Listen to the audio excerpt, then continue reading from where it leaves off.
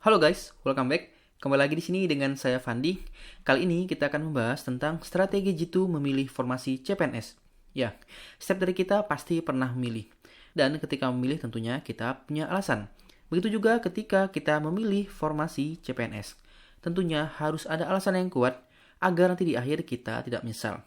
Oleh karenanya, melalui tayangan kali ini kita akan bahas tentang strateginya dan semoga teman-teman semakin mantap lagi dengan pilihan teman-teman. Di sini tentunya banyak ya yang bertanya, terutama yang masih baru-baru nih, Kak, kira-kira antara formasi dengan jumlah kuota yang banyak atau sedikit, mana yang sebenarnya lebih berpeluang tinggi untuk lolos? Ya, sebenarnya karena sifatnya ini adalah bicara peluang dan sebaran angka kelulusan juga sangat beragam, maka ini nggak bisa kita generalisir ya teman-teman. Jika beruntung, kita bisa dapat saingan yang lemah. Tapi jika kurang beruntung, kita juga bisa dapat saingan yang ketat. Ya, tapi di sini teman-teman nggak perlu galau, karena rezeki sudah ada yang mengatur. Yang penting kan adalah usaha, karena sejatinya usaha tidak akan pernah mengkhianati hasil. Namun kendati demikian, kita juga perlu ya punya taktik dan strategi untuk memilih formasi dan instansi, sebab hal itu juga nanti akan berpengaruh pada peluang lolos, serta membuat kita semakin mantap lagi melangkah dan tidak ada penyesalan di akhirnya. Oke, langsung aja teman-teman. Kita bahas tentang strategi memilih formasi CPNS menurut Fandi AP. Ya, yang pertama teman-teman tentukan dulu, apakah instansi pusat ataukah instansi daerah.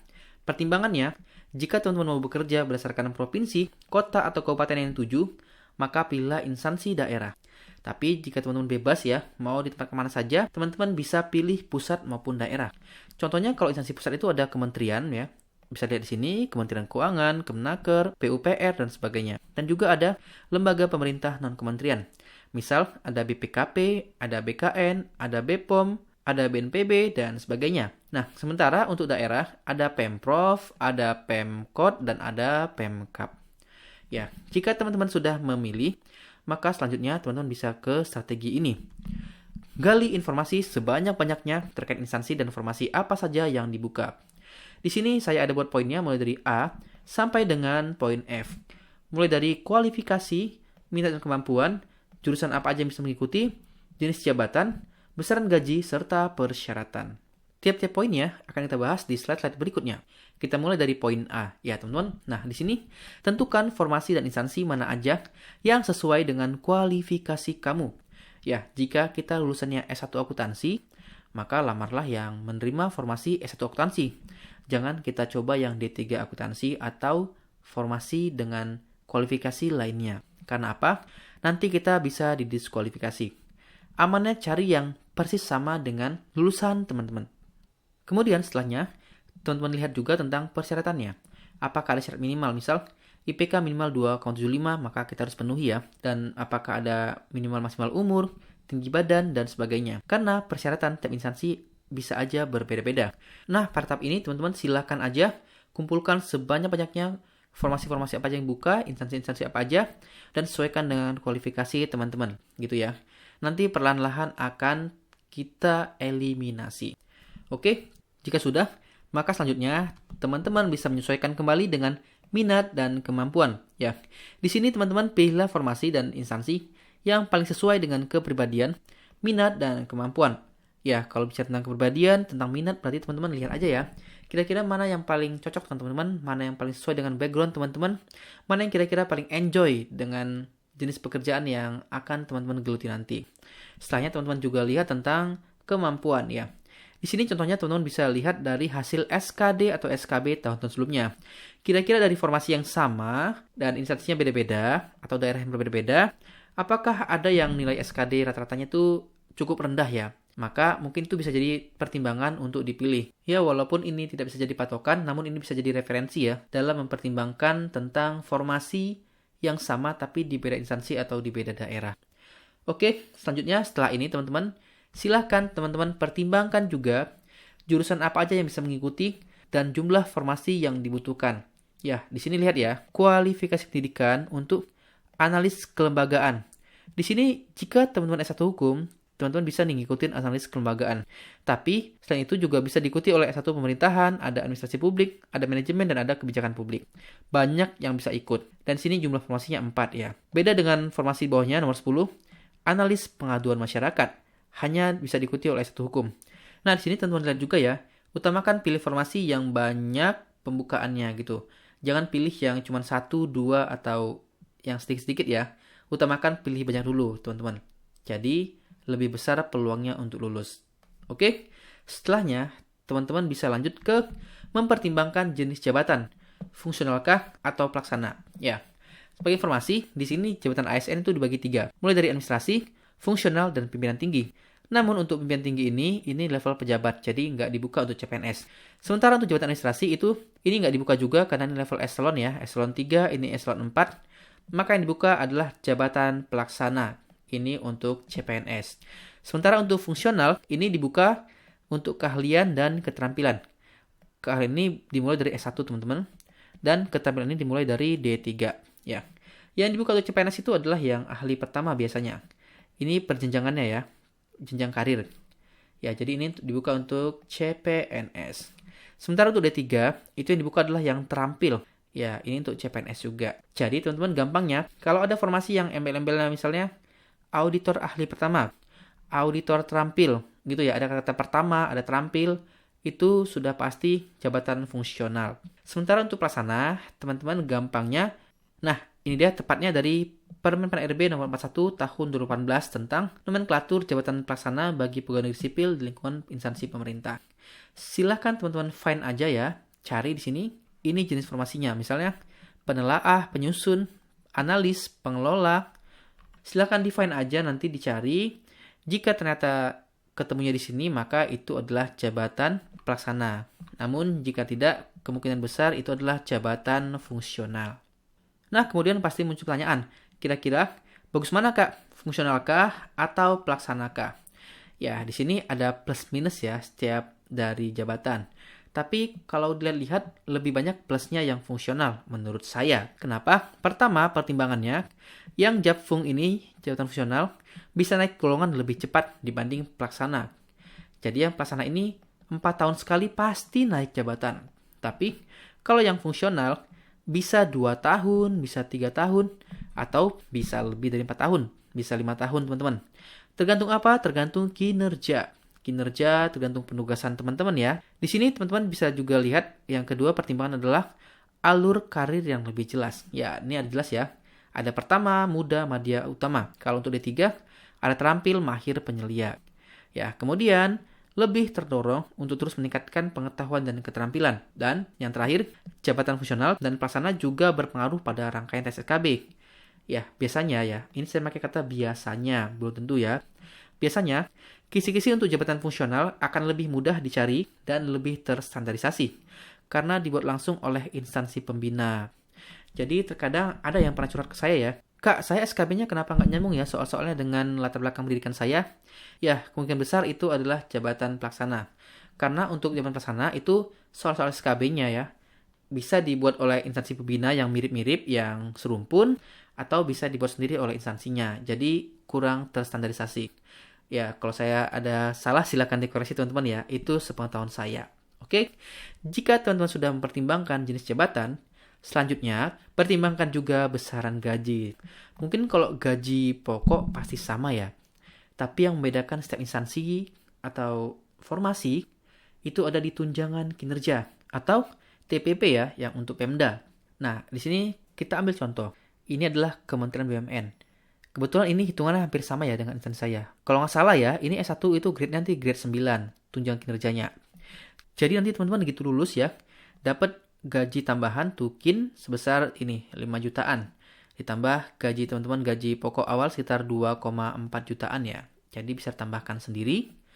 Nah, di sini teman-teman bisa lihat ya, untuk tukin ini bisa beda-beda di setiap kementerian atau lembaga yang nyatakan dalam perpres tergantung dari kinerja yang dinilai dalam pelaksanaan reformasi birokrasi. Sementara kalau untuk Pemda, TPP-nya itu berdasarkan kemampuan keuangan daerah masing-masing. Jadi, silahkan dilihat aja teman-teman ya. Kira-kira dengan saat ini teman-teman sudah punya mungkin mengantongi beberapa instansi atau formasi yang teman-teman idam-idamkan. Pertimbangkan juga dari komponen gaji. Mana kira-kira yang lebih lumayan besar atau yang sesuai dengan standar teman-teman. Ya, terutama nih buat yang sudah pernah bekerja ya, pastinya nggak ingin masuk PNS tapi gajinya turun gitu. Jadi silakan dipertimbangkan lagi komponen gaji. Oke, selengkapnya silahkan browsing lagi teman-teman ya tentang gaji ini. Nah, kemudian teman-teman di sini juga perlu pahami setiap persyaratan yang diminta dalam setiap rangkaian tes. Oke, di sini saya garis bawahin lagi ya. Setiap rangkaian tes, mulai dari administrasi, kemudian tes SKD, juga SKB, sampai dengan pemberkasan. Ya, pemberkasan ini juga nanti ada tes kesehatan. Jadi, saran saya teman-teman perlu ketahui juga ya rangkaian-rangkaian tesnya. Ya, contohnya ini misalnya ada di tes SKB, ternyata ada syarat yang memberatkan, misalnya syarat SKB rekam jejak.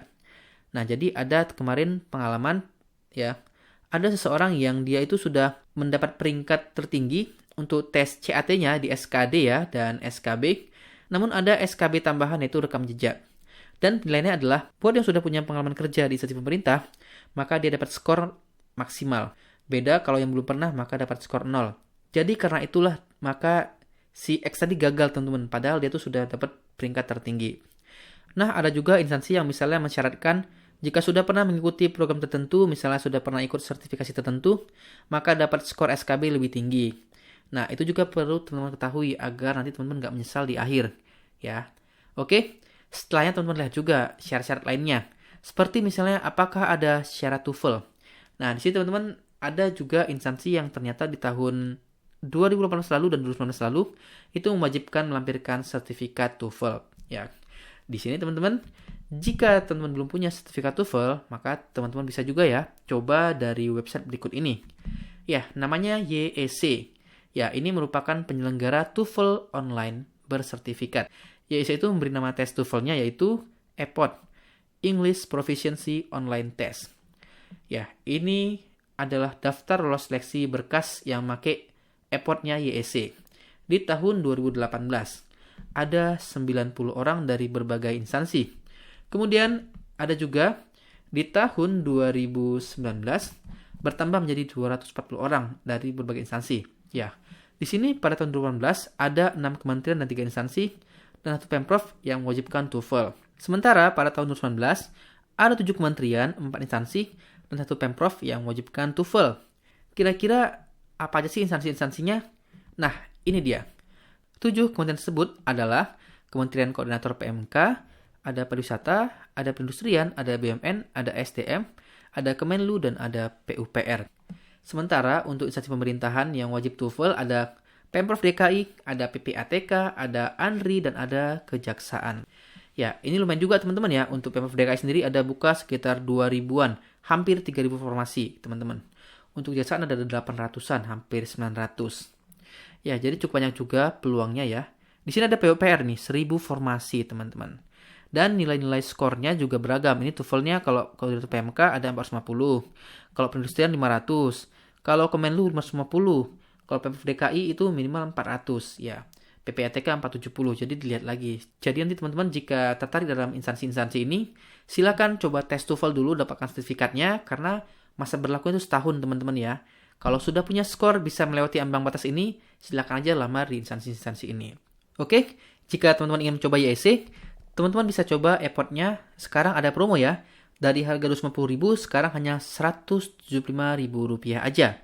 Ya. Caranya gimana? Ya. Pertama, teman-teman silakan klik link yang ada di deskripsi video YouTube saya ini.